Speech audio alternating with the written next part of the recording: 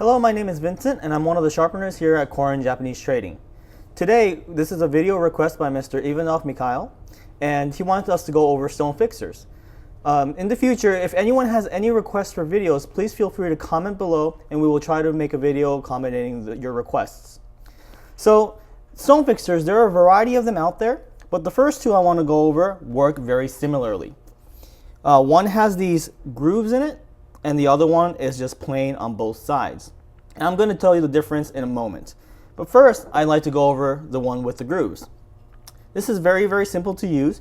All you need to do is wet it in water and make sure that the stone you want to fix is wet as well, or depending on the stone, you might need to soak it prior to fixing.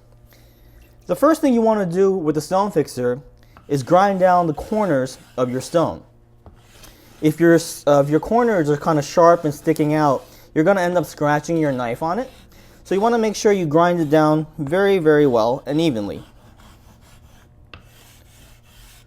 Once you do that, you want to use the groove side of the stone fixer facing down and apply even pressure as you work the whole surface of your stone.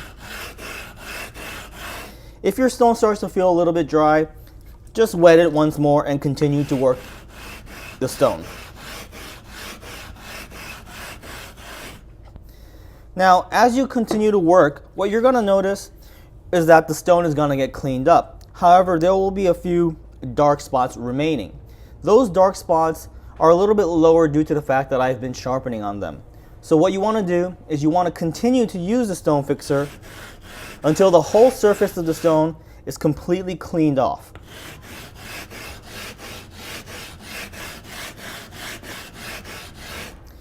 Now, once the surface is completely clean again, what you want to do is flip over to the flat side of the stone fixer and finish on the flat side.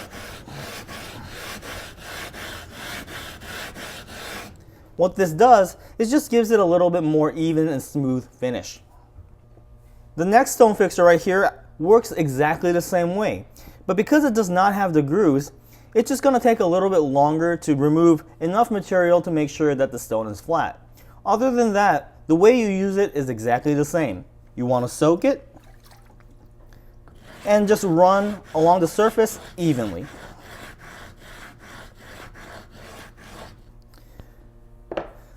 Now, there's another stone fixer that is very convenient to have, and it is this large one right over here.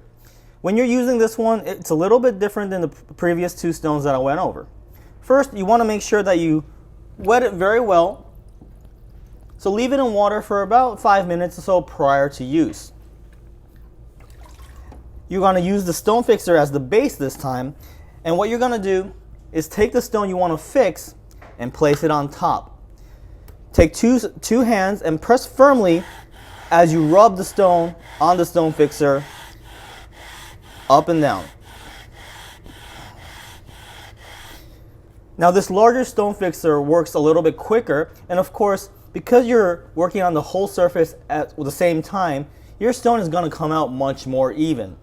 This is a very good stone to use also if you have a stone that is severely warped. So with the stone I was actually fixing, it was very easy to see the darker spots on the stone because my stone was a very light color. If you happen to have a stone that is a very dark color, what I would suggest is to take a marker and just draw a light grid before you fix your stone. Once you draw the grid on your stone, you want to go ahead and use a stone fixer just like normal. By drawing the grid on your stone prior to using, you'll be able to see the darker spots that remain, indicating that you need to work a little bit longer. This is especially good, again, for the darker stones that you may have. So that's it for the basic techniques of using a stone fixer, and I really hope this answers your question, Mr. Mikhail.